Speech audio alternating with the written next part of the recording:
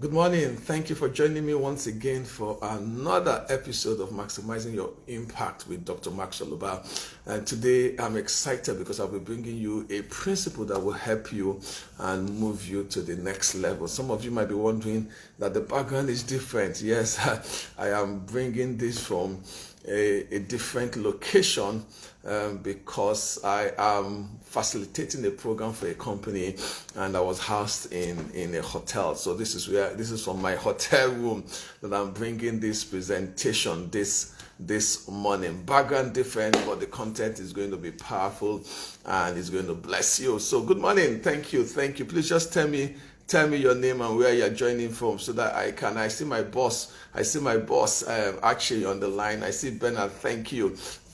I see Kechinyere Obijubu. Thank you. I see Dave Ugo. Thank you. I see Uche. Thank you for joining me this morning. So I would like to just welcome you. And today we are talking about the part 5 of the foundational beliefs that you need for success. For those of you who this is your first time, you might want to go back to the previous episodes. Now we've looked at 4 things. The first thing we said is that, say, you might not like this, but life ultimately is fair. That your results and your failure are a function of the actions or the inactions or the things you did or the things that you failed to do. Newton's law of motion says action and reaction are equal and opposite. So if I don't like the reaction that life is giving to me, the feedback that life is giving to me, I shouldn't blame life, because life ultimately is fair. It favors no one, neither does it treat anyone. So that's the first belief we looked at. The second belief now says, if life is fair, then I am responsible for my current state. I am responsible for where I am. Until I take responsibility for where I am, I will not take responsibility for where I want to be. It is not in the society, it is not in the economy, it is not in the... Yes, I know that the government has a big role to play. When we teach leadership, we talk about that. But would you want to submit your future into the hands of the government? You need to take responsibility for your own success. So in point number 2 is, I am responsible. I know one thing I've said to myself, let me just say this in passing. Some people might not like this, but let me say this in passing. I'm yet to see someone whose body was naturally sculpted. When you see six packs and all the chest coming out and the rest, it was sculpted by the person by years of being in the gym. And so if the person's size, you understand, is a function of his actions, in the same vein, obesity, you understand, whatever you want to call it, success and failure is actually in our hands, and we sculpt it. We decide, you understand, how we want it to be. And in that episode we talked about life is God's gift to you, but style is what you make out of it. So principle number 2 is about the concept of responsibility, which is I am responsible. Principle number 3, we talked about you deserve better, where all change begins. When you come to that realization that you actually deserve better, then that's where the starting point of transformation. When you get to that point and say, never again would I accept mediocrity in my life, or never again would this happen, I deserve better, is principle number 3. Then we get to principle number 4, and we looked at Winston Churchill last week, where we said that we talked about the concept of purpose. I was born for this. That people succeed when they get to that point in their life that they feel that I was born for this. So today is principle number 5. And like I said, I have something I'm doing for a friend who is the president of an institute, and called me to speak to his team yesterday. And today I'm going to teach about accountability and ownership with them. So this principle number 5, I will give it like a summary. The next week, when I talk about principle number 6, we can build up from there. So principle number 5 is today. And what is the belief about principle number 5? The woman that would help us to understand this belief is Maria Curie. For those of us that did chemistry or physics in school, you know Maria Curie. Maria Curie was the first woman to win Nobel Prize in 2 different fields. You understand? To win it in one field, I think as a nation, we've only produced 1 Nobel laureate. That's Wale Soyinka as a nation. You understand? But Maria Curie won it in 2 fields. She won it in chemistry and she won it in physics. And somebody wrote about an autobiography of her in the 1930s. And one of her quotes is the foundation for principle number 5. So if somebody has won the Nobel Prize in 2 fields, then we need to listen to her and see what she has to teach us, what she has to tell us. You understand what she has to teach us or tell us. So what did she say? She said life is not easy for any of us. You know, sometimes, and that ties to principle number 1, sometimes when you see people succeeding in life, you think that, so you call it luck, you call it favor, you call it, you understand, there are different things that we call it. And she said life is not easy for any of us. Look, there's really no person here that life is easy for. You understand? If you take the Dangotes of this world, the pressure to grow their business, yes, you can see the multi-billion dollars that they declare every year, but for them to get to this point where they are, it wasn't easy. It wasn't easy to get to this point where his business can declare. This year, Dangote's business will declare, if you add everything together, will be almost $1 trillion, because the cement business has done close to 300 billion in 6 months. Wow. But did he get to this place with ease? No. There's been years of stress. There's been years of even failures and the rest for him to get to this point. So Maria Curie starts by saying life is not easy for any one of us. And you say, but what of that? You understand? Life is not easy. You need to face that fact that there will be challenges, there will be difficulties in life. She now says we must have perseverance. That's what she said. And most of all, above all, confidence in ourselves. So this is that we are bringing this quote today, or the concept today is the concept of confidence in ourselves. And the next thing is, for me, the game changer, what she said. He said we must believe. The game changer for me here is that we must believe that we are gifted for something, and that thing, at whatever cost, must be attained. So principle number 5. Why principle number 4 says I was born for this, which is the concept of purpose. Principle number 5 is the concept of your gifts, is the concept of your talents, is the concept of what you call in psychology self-efficacy, that you must believe that you are gifted for something, that you are not a non-entity. In the book of Romans, the Living Bible translation talks about Romans 12:6, that God has given us certain abilities to do certain things well. And so if you look at that, you understand each one of us, we have ability, we have gift, we have talent to do certain things. So you cannot do everything, you understand? You cannot do everything well, but there are certain things that you can do well. And the people who succeed come to that realization that I am gifted for something, and that thing, at whatever cost, must be attained. So there are 2 sub-components, you understand, of this belief number 5.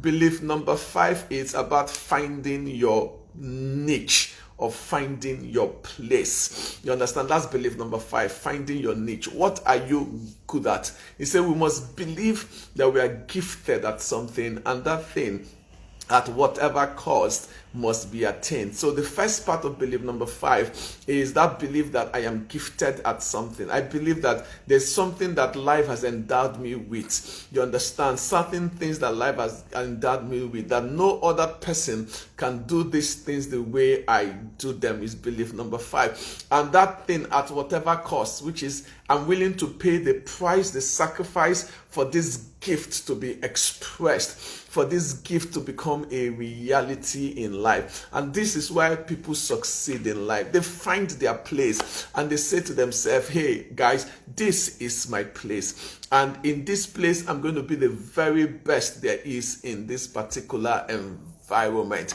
And so this is where I want to speak to you today about belief number 5, which is you must find your place, you understand, which is your talent, your giftings. There's something that life has endowed you with. In the parable of the talent, the master gave the 3 servants, 1 5, 1 2, and the last one 1 talent. Now there are certain people that have 5 talents, you understand. It's like they can do two or five different things at the same time.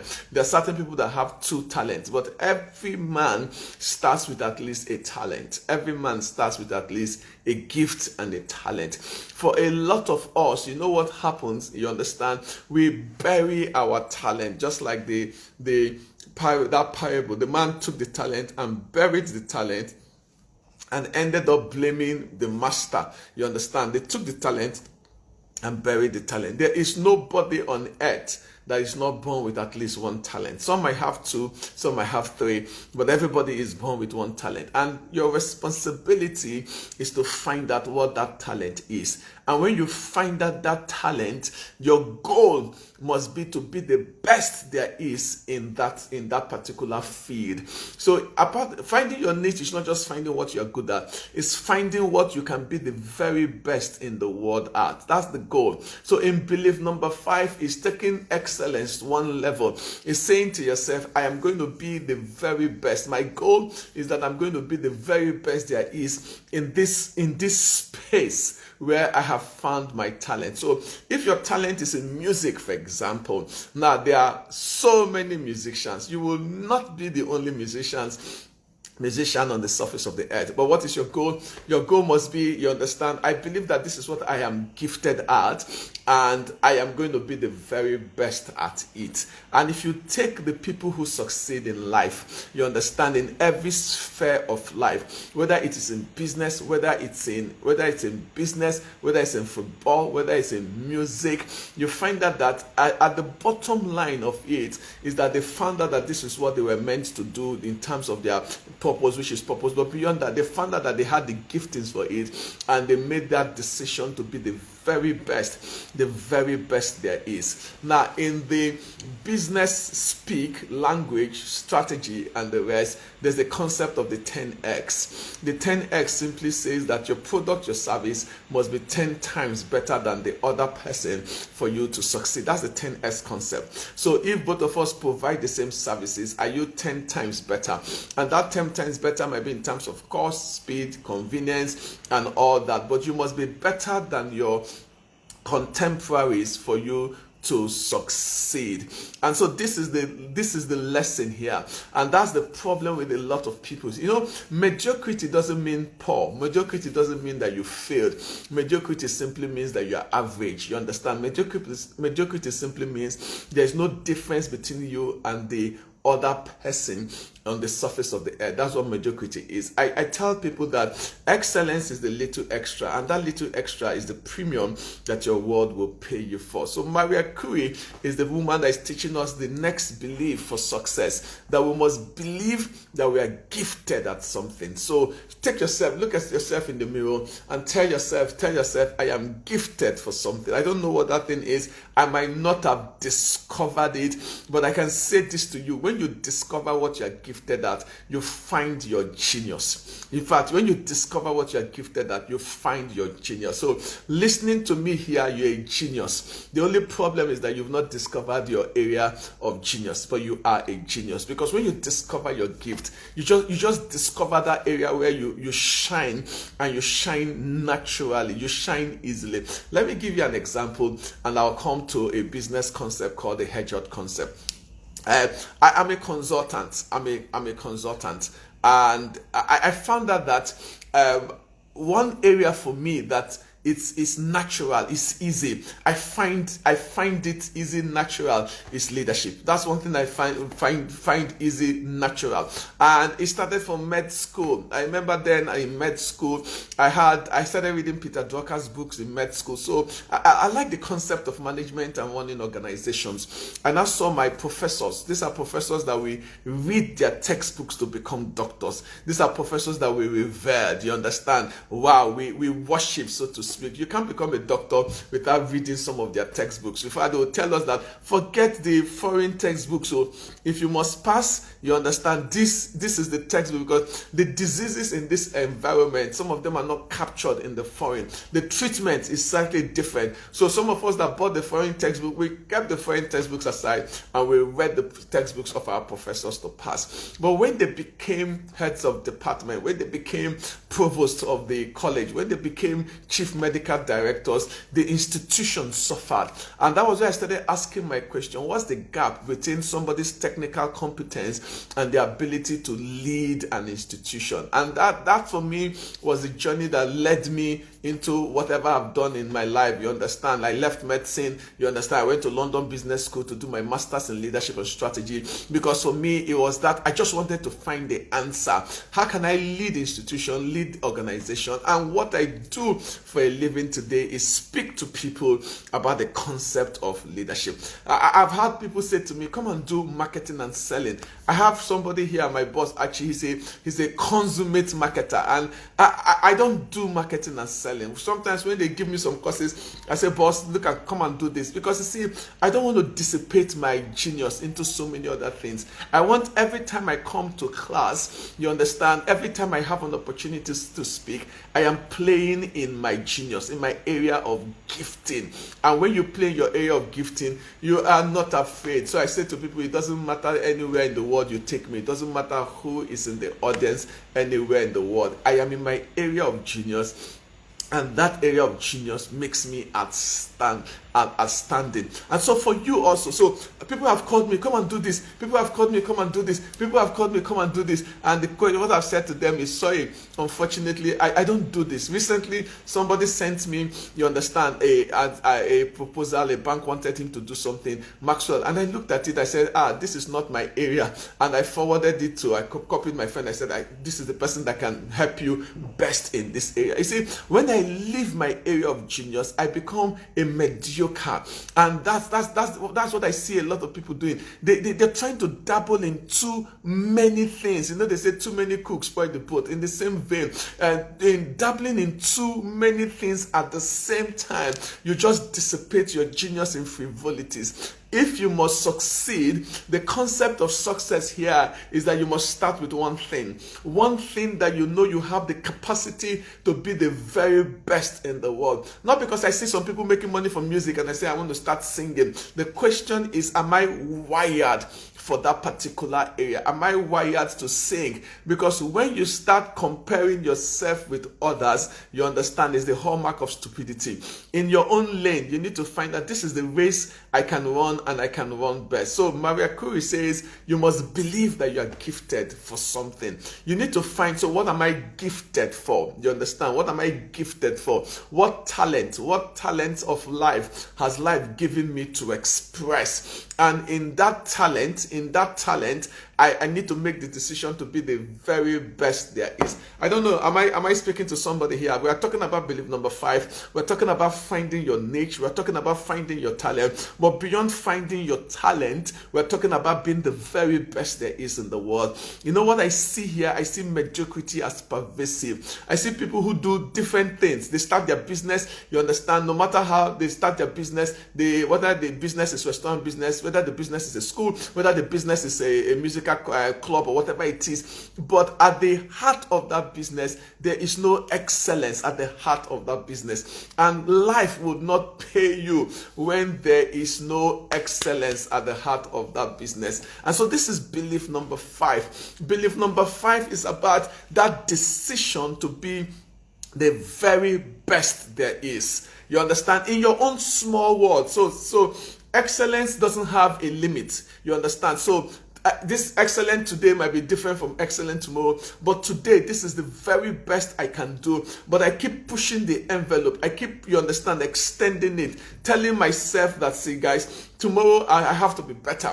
And Anthony Robbins says that the only security in life is that comfort that comes from knowing that every day you are getting better in some ways. Excuse me, that's belief number 5. That if you must succeed in a world that is so crowded, if you must succeed, then excellence must be at the heart of everything that you do. So you open your own shop, for example. Excellence, the way the shop is arranged, the way you treat your customers. There has to be excellence in everything that you do is belief number 5. And that thing, at whatever cost, I am willing to pay the price to express express excellence. I remember when I was teaching about the principle of work, I said certain things about excellence, that excellence is the cure, you understand, for the spirit of mediocrity. Because you see, if you are not excellent, this is a summary of what I said. If you are not excellent, you'll be lost in the crowd. So there are a lot of shops, for example, you'll be lost in the crowd. So nobody can distinguish you. There will be a lot of you'll just be one of the voices. Now, if you are lost in the crowd, it means that you can easily be substituted, you understand, because hey, you're lost in the crowd, your presence, your absence, nobody feels it, so you can easily be substituted. And if you can easily be substituted, it means your switching cost is low. Your switching cost is that cost of substitution, and if your switching cost is low, it means your negotiation power is very weak. And if your negotiation power is very weak, you are at the mercy of your world. So excellence is the cure, you understand, for that low negotiation power. That's what I'm saying here. Have there been times where people have given us jobs and we say, sorry, at this fee we cannot accept this fee? And sometimes, yes, they took the job out, but they went and found out that, okay, in what you do, you are the very best. They came back and said, okay, let's renegotiate. And eventually what happened, they upped the ante, because in what we do, I said to an organization, you see, if I tell you that in what I do I am the very best, it might look as if I am boasting. But I said to them, go call the head of training in Ubah, for example, call the people in PZ, call them in Stellim, just call them in what I do, and you find out that I think in that space that I play, I don't do a lot of things, but in that space that I play in, I say this with a sense of humility. I am good at what I do, and perhaps maybe I'm the very best of what in that space that I play. I've competed with branded names. I don't want to mention their names because you don't know who will listen to this video. I've competed with branded names, you understand, and we have been voted as being better than some of those branded names. So that's principle number 5 here.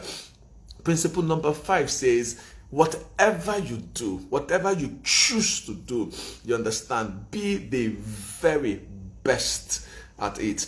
And this brings me to the same concept. If you read this book, Good to Great, you see the same concept. I'm looking at my time, you understand. I said, I'm doing something for a friend, but hey, I just hope I'm making sense here. Be the very best in whatever you do. If you sell pure water, I think it was I'm trying to remember his name, Martin Luther King says, if you are called to sweep streets, you say you should sweep street the way Beethoven composed music, the way Michelangelo sculptor. He mentioned some names. You should sweep streets so well that the host of heaven will say, here lived a great street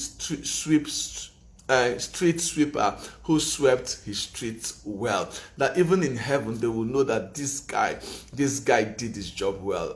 Vince Lombardi says that the quality of a man's life is directly proportional to his commitment to excellence, irrespective of his chosen endeavor. The quality of your life is directly. So if you're a bricklayer and you're committed to excellence, he says, wow, the quality of your life it's not because you're doing bricklayer job, that the quality of your life is a commitment to excellence. There are people with bricklayer job that has built houses. I know a friend of mine who with just painting houses, has built 3 houses from painting, because when he paints your house, he has painted governors' houses, you understand, one referral, and before you know it, that was how this guy from painting has made millions. The quality of a man's life is directly proportional to his or her commitment to excellence, irrespective of the chosen field of endeavor. So excellence must be at the bottom line. So I bring the business concept I was talking about in the book Good to Great. Good to Great was written by Jim Collins. Look at companies that went, you understand, from being good to being great. And one of the principles he shared there is the hedgehog concept. You understand, the hedgehog concept is just a concept about a hedgehog and a fox. So he took a parable from a book about hedgehog and foxes. You know, the fox has speed. He said the fox is planning to eat and kill the hedgehog. That's what the fox is planning to do. And every day the fox will strategize. Every day the fox will wait. And before you know it, the fox will say, hey, I've gotten the hedgehog. And the fox will start running to pounce on the hedgehog. And you know, the hedgehog is simply a small animal. But by the time the hedgehog folds itself, you know, like a tortoise that enters a shell, by the time the hedgehog folds itself, what the hedgehog becomes, it's like a mass of spikes. You understand? So once it folds in, spikes comes out completely. And so guess what will happen to the fox? The fox will stop. He said day in, day out, the fox will try to catch the hedgehog, but the hedgehog just knows my strategy is simple: become a mass of spikes, and the fox would end, and the journey would end. And they said from that book that people who succeed are hedgehogs, and people who do not succeed are like foxes. They dissipate their energy in a lot of things, but hedgehogs are individuals who know, you understand, just one thing, but that one thing, they know it very well, they master it very well, and they are the very best in that one thing. And so in that concept, they now talk about the hedgehog concept. And in the hedgehog concept in that book, they talked about like a circle containing 3 circles. The first is what you're passionate about. The second is what drives your economic engine. And the third is what you can be the best in the world at. Those are the 3 circles. And see this. See the link here. It's not what you want to be the best in the world at. You see, I want to be the best in the world at certain things that will give me a lot of money. It's not what you want to be the world at. It's what you can be the best in the world at. So I can be the very best in the world. And the companies who succeed understand that concept of, let's allow what we can be the best in the world drive our economic engine and also lead us to bring the kind of products that we can bring. Apple's story. Apple found out that simplicity in terms of technology, they can be the very best in the world at it. Apple was not the first company, you understand, that gave us computers, but Apple simplified it, made it personal. This simplicity. Same thing with Apple was not the first company that gave us the music player. There were MP3 players before Apple. In fact, the iPod was almost a product that was similar to the one that was produced by a Singaporean company. But Apple's own was very simple. Simplicity. In that same phase with the iPhone. Simplicity. So what they did is they took that concept of we can be the very best in the world in terms of combining technology, user experience, and simplicity. And so they are going to different feeds, but using the same, we can be the best in this world and provide this kind of services. That is what the concept of principle number 5. Show me any company that is succeeding in any field of human endeavor. I will show you that they are succeeding because they are good at certain stuff. Now let me say this: you can achieve a measure of success by being average. You understand? They say in the land of the blind, the man with one eye will be the king. You can be comfortable with being a bit average, you see, but you cannot create a life of significance with being average. No, you cannot create a life of significance with being average. If you want to create a life of significance, if you want to be a reference point, if you want the world to use you as a standard, then you need to up the ante. You need to up the ante of performance. You need to tell yourself, I have chosen one field. And this one field, nobody will be close to me. I might not get there yet, but see, that is the goal. Nobody will be close to me in this one field that I have chosen. So if I've chosen to open a restaurant business, no other restaurant near me will cook as you will know. Our service will be exceptional, and that should be what drives people towards excellence. So if you're in the IT space, you should be the very best there is in that particular field. That should be your goal. You understand? Even in the good book, it says, what do you do more than others? You understand? Daniel was 10 times better than his contemporaries, and so the king promoted him. And so if you take the example, David killed Goliath when others could not kill. If you take the example, you will always find something that made this man outstanding. And why were they outstanding? They knew something that their world did not. They knew something that their world did not know. You understand? Or they could do something in a manner that their world cannot do. So let me ask you this morning, you understand, as I bring this to a close, what do you know, or what can you do better than others? You understand? And the next question is, are you willing to pay the price, you understand, to be the very best, to become an embodiment of excellence, to become a standard? Stephen Covey says you can be an island of excellence in a sea of mediocrity. To become that island of excellence, Steve Jobs says that people do not know what quality really is. Be that standard of quality for the next person in your world. In your office, you can become that standard of quality. So this is principle number 5. And for me, I have discovered, just like Maria Cruz says, what I'm gifted at. I know what my giftings are. I think my giftings, I know that is that ability to take simple concepts and package it in such a way that expresses it for people to understand. So in the areas of leadership, you understand strategies, change management. Those are what I teach. There are certain things that by virtue of opportunity, I also do. So 2 years ago, I started teaching emotional intelligence because I had a friend who, you understand, my friend, who went to law school, and the only thing he teaches is emotional intelligence. And because he was not available for 2 years, I had to teach emotional intelligence. And I said to myself, I took the concept that he has been teaching, I brought it to my own way, I mixed it with what I teach, and I brought it back. That's the concept. Can you learn from people? Yes, but you also need to filter it through your own personality and what you want, so that what you teach will not be a copycat of what somebody else is teaching. So can you take this concept and reteach it? Of course, you are free to do that, but filter it so that it becomes real and natural to you, and you cannot produce it. So this is principle number 5. It's 9:30. You understand? I said I'm going to keep this to 30 minutes. Principle number 5 is about finding your niche. Principle number 5 is about finding what you are good at. You understand? Believing that I don't know what that thing is, but there's something that you are good at. There's gift, talent that you've been endowed with by the Creator, and in that talent, it's your genius. It's your area of relevance. It's your opportunity to be rewarded in life in that talent. For Joseph, it was interpreting dreams. You understand? For David, it was the ability. David was a skillful hunter, and that skill was what he used to kill Goliath and the rest. So there are different people with different talents. Yours might be music. I don't know what it is. It might be cooking.